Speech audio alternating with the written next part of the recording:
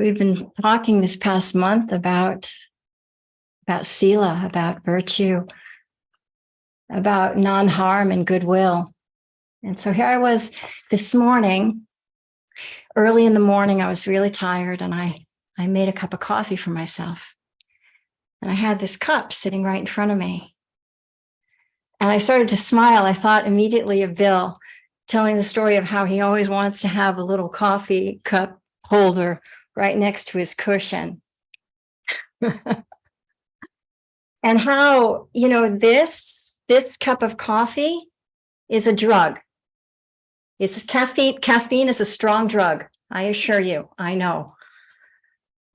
And I really thought about this. Like when I got up this morning, I thought about what I needed to kind of help me wake up and stay awake. And it was indeed coffee, not green tea, but coffee, the real thing.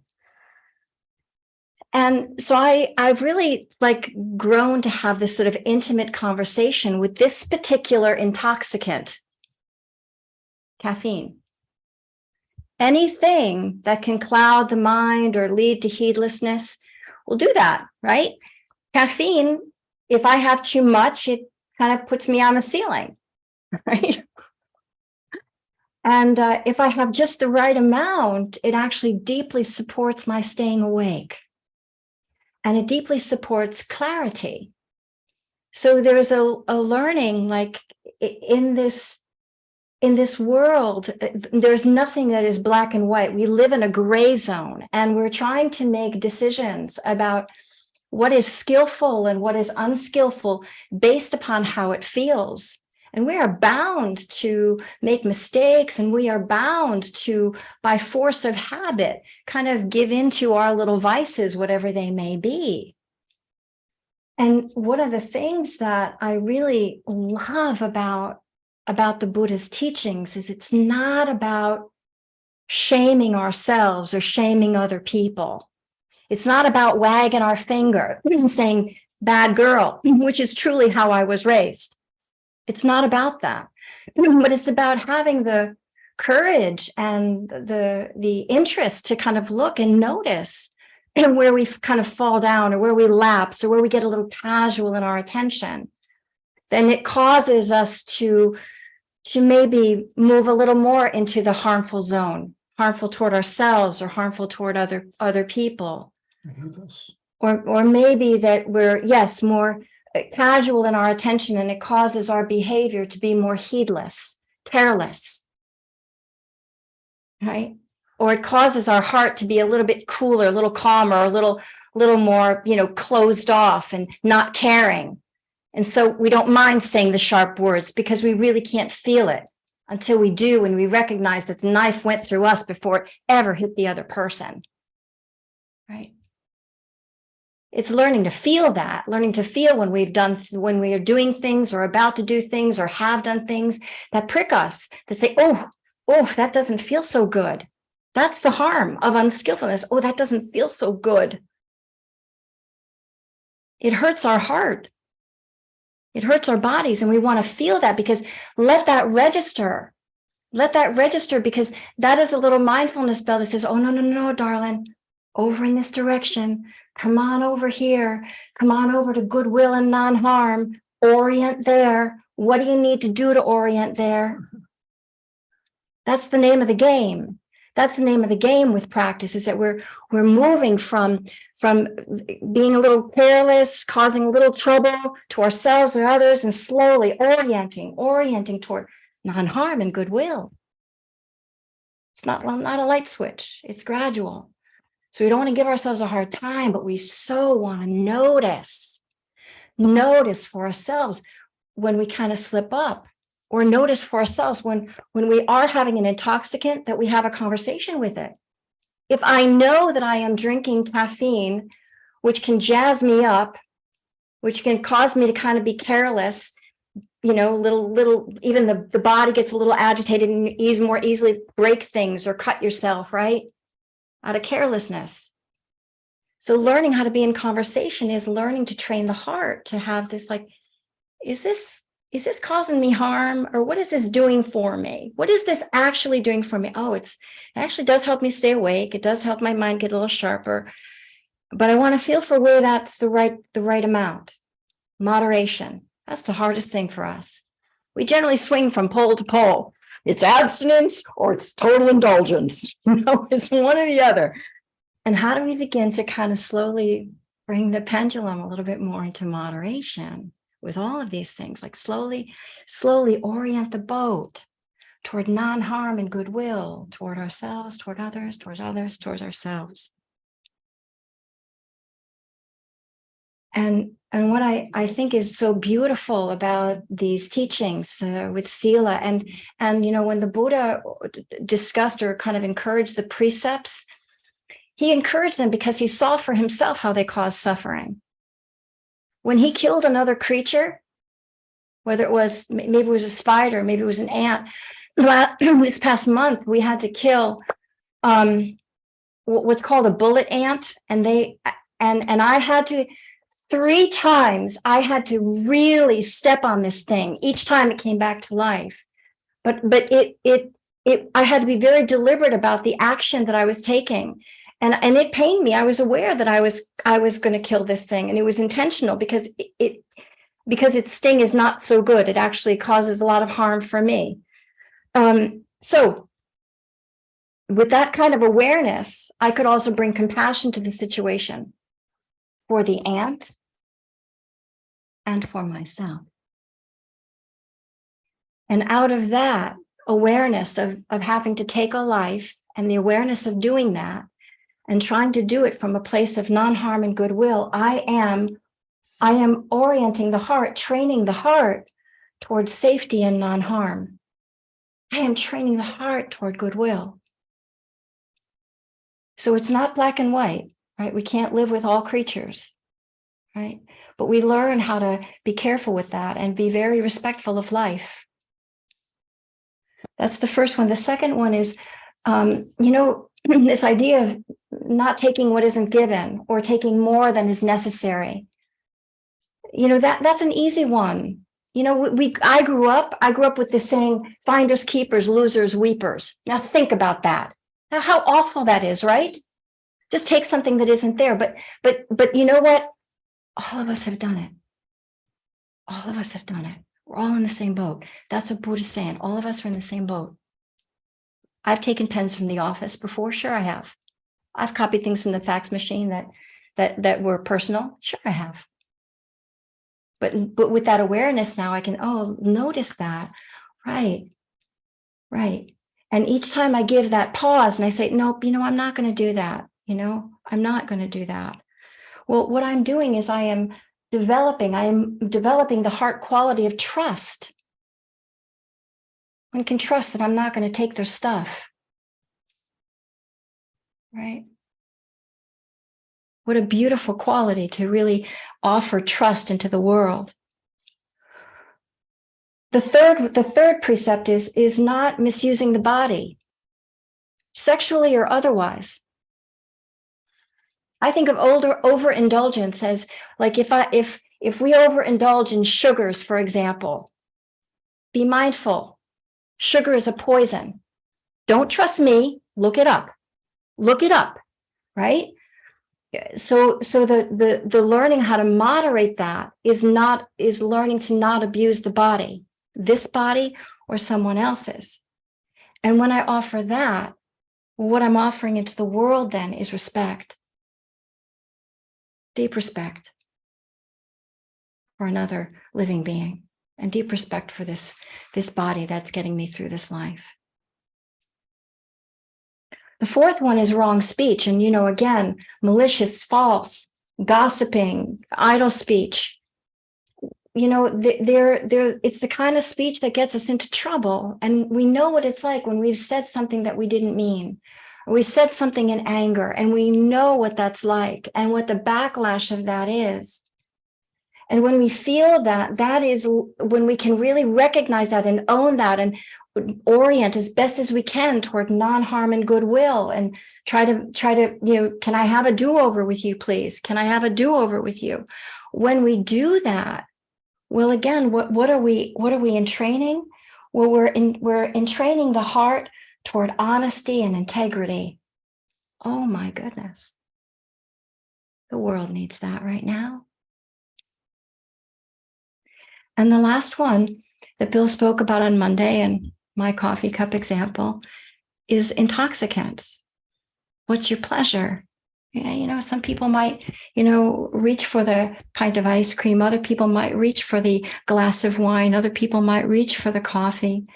What is your vice? What is that thing that kind of intoxicates you, that seduces you in? Can you notice that seduction? Notice when you can maybe begin to slowly back out of that habit because you recognize that it's causing harm here. And you recognize that it might be causing harm out there by being unskillful in some way. And when we recognize that, when we do that, what are we growing in the heart? Well, we're growing clarity and moderation. And these are important skills that we want the heart to develop, in that umbrella of non-harm and goodwill. They're little moves that we make as we exchange with other people and ourselves all day long. Can we speak to ourselves nicely? Can we speak to other people nicely? Can we move through the world with some care, as if everything that you're doing matters for your well-being? Right? Can we move through the world with respect in here and out there? Well, these are beautiful qualities to be cultivating. And so, the degree to which you can remember them, if we were in a monastery, just to share this with you, if we were in a monastery, we would recite the precepts every day. The monks do that and the nuns do that because they recognize the propensity for humans to forget. So the constant remembering is really helpful. Repetition is really helpful. That's why I like to use the Post-it notes, folks. Like I have little tricks for trying to help me remember these things. So whatever works for you and however you can, begin to notice these things. Notice when unskillfulness arises, what it feels like. Try to orient toward coming out of that and coming toward non-harm and goodwill. This is what the whole of the practice is in training. Okay. All right. And we won't leave any of this behind. We've talked about generosity, and this month, we've talked about sila or virtue. And we're going to keep bringing them along throughout the whole year in our practice. Thank you for your kindness, for your kind attention. Let's turn our kind eyes toward this body. Locate your body in space and very deliberately and kindly maybe open it up with a big breath or a little bit of movement, and whatever joints are available to you that you can move and open up. Maybe say hello. And kindly, right? Because we're all tight in different ways and we want to be kind to these bodies and say hello, welcome them into the day or into our sitting.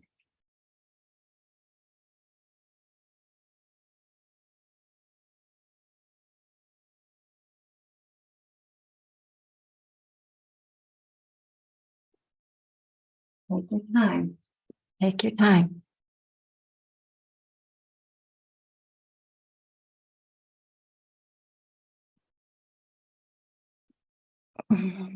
Even as you're moving, breathing in, opening up, breathing out, letting go.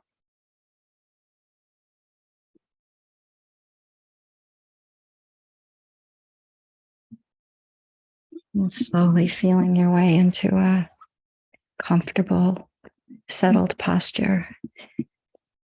Give the body the supports it needs, like maybe some cushions under the knees or under the bum, under the arms, so the shoulders can relax.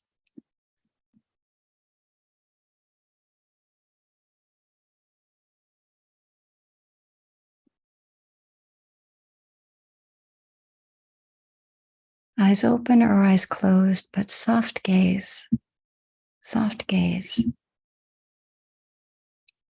Let the eyes also settle down and back.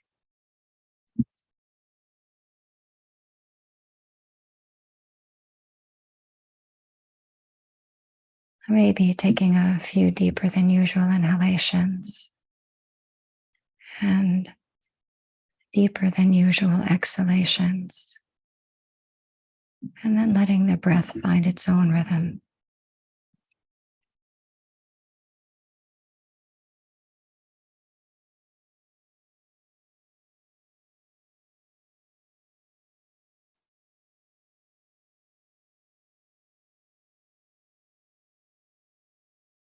And see if you can keep allowing the body to settle down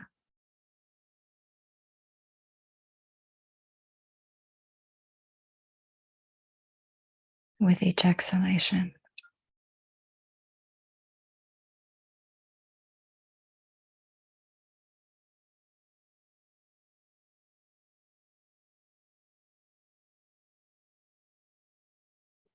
Opening the interior on the inhalation and softening and settling all the way down through the torso, through the base, onto the ground in the exhalation.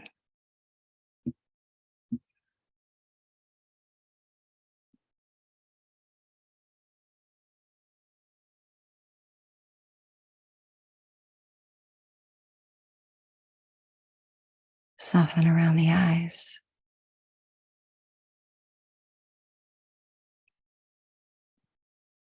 Around the cheeks and jaw.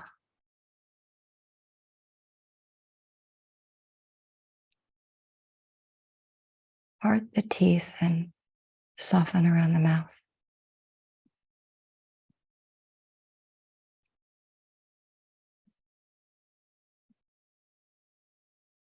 Pass attention down the neck, down the shoulders, through the arms, into the hands. And let the hands come to rest wherever they are.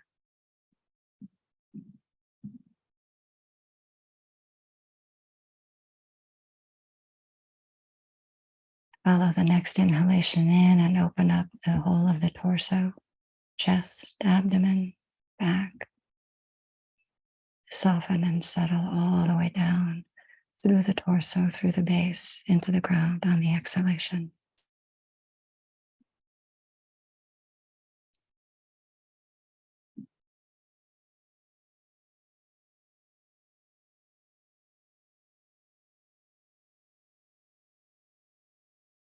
Soften around the belly.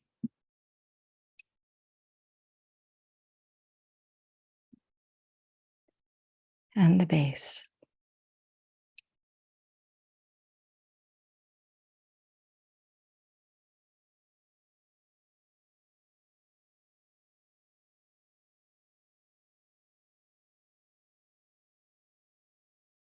And just let whatever busyness is going on in the mind, let it pass through like clouds in the sky. But give very clear, distinct attention to what it feels like inside the body. And let it feel comfortable. Let it feel welcomed.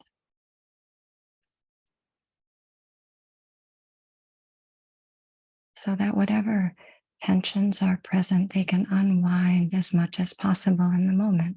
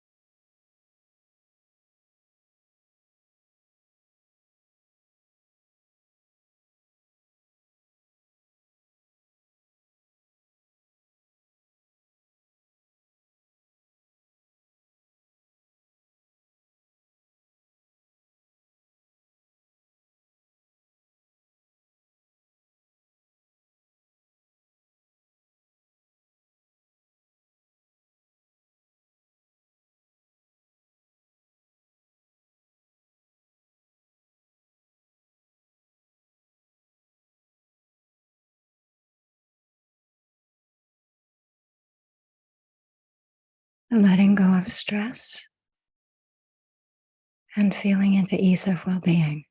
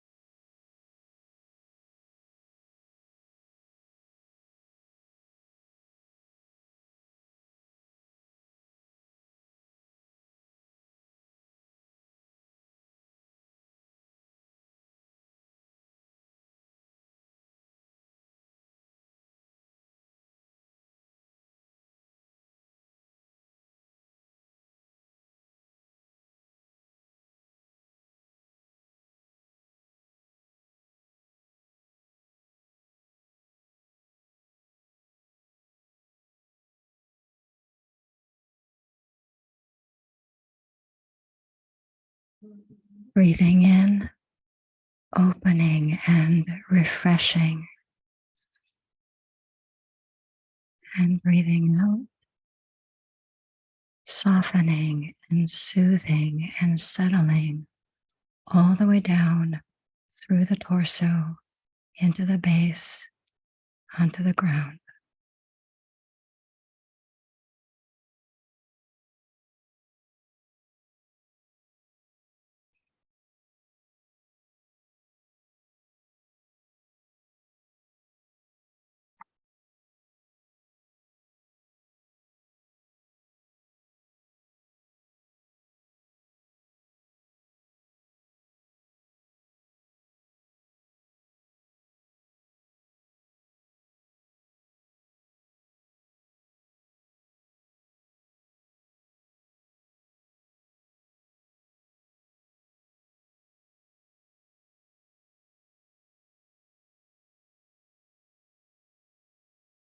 Now open the field of attention up and sense the whole of the body as it's sitting here breathing.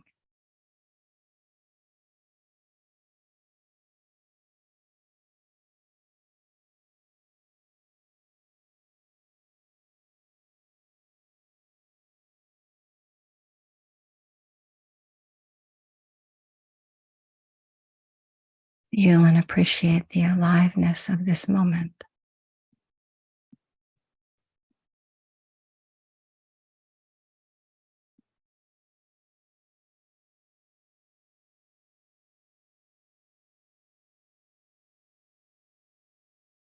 Now open the aperture of attention and sense the space around you. Space of the room, beyond the room.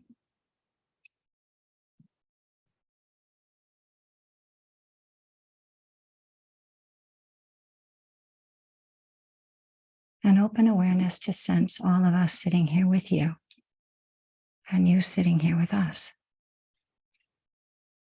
in the same space, breathing the same air,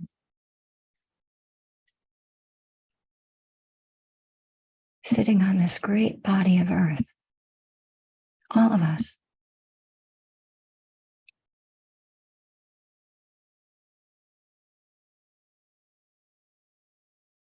And how lovely it is to be sitting here with a group of people who, just like you, are orienting their hearts and minds and bodies toward goodwill and non-harm.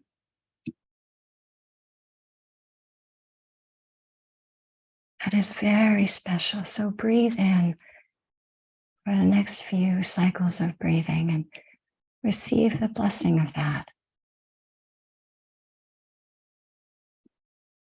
This is a field of goodwill.